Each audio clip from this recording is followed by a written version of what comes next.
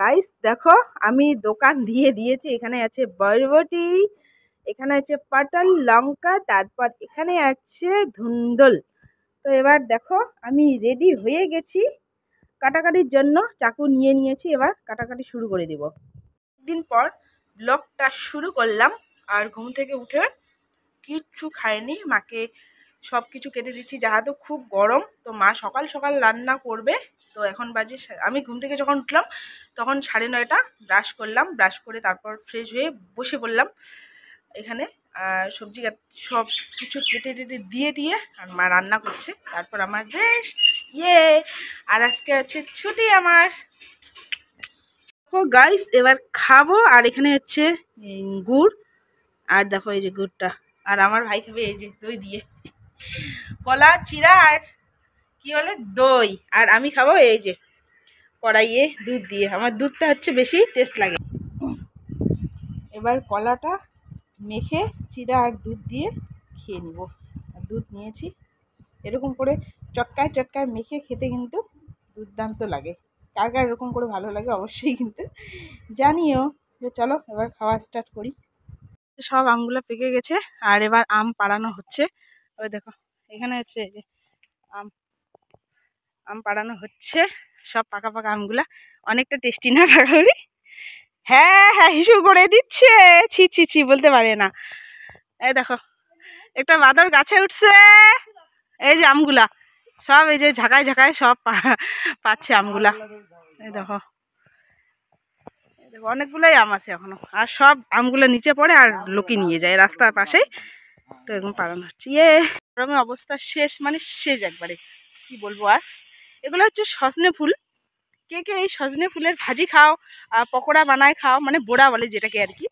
তো অনেকটা টেস্টি, আর এটা কিন্তু অনেকটা উপকার।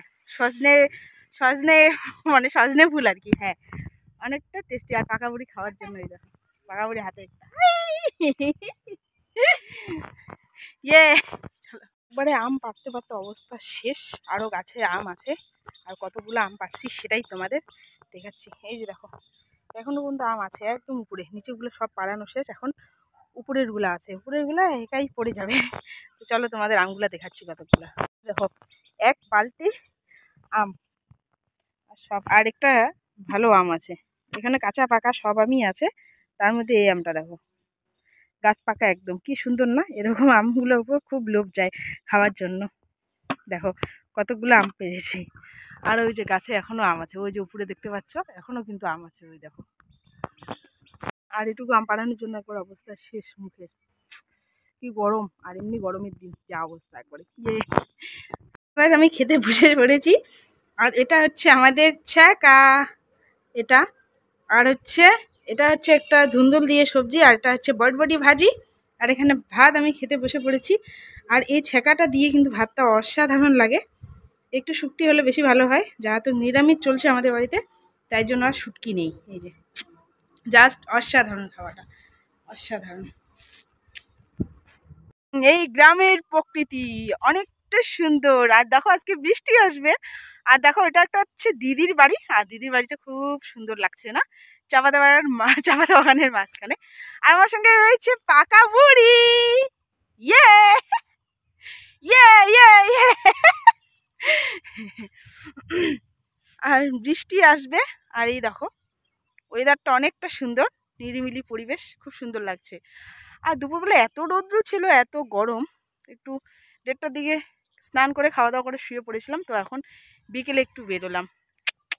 দেখো চাপাতা বাগানটা, আর বাড়িটা দেখো কি সুন্দর না? চাপাতা বাগানের মাঝখানে বাড়িটা, মানে ভিতরে আর কি। আর এটা হচ্ছে রাস্তাটা। কোথায় পাকা বুড়ি? না না, ওখানে ধরে না, এদিকে তাকাও, ক্যামেরার দিকে তাকাও। পাকা বুড়ি পরে এগুলো মিস করবে। দেখি এদিকে মুখটা, কোথায় বলো একটু। তুমি ভাত খেয়েছো? খেয়েছো? কি দিয়ে শোনা? ডিম আর মাছ। হ্যাঁ, তোমার মা কোথায়? মা কোথায়?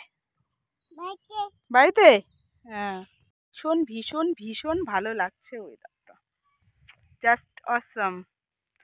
আর এই হচ্ছে আজকে আমার সানডের দিনটা গেল। আর বিকেলবেলা এই যে এটা হচ্ছে লাস্ট। আজকে টোটালি নিরামিষ খেয়েছি। ইয়ে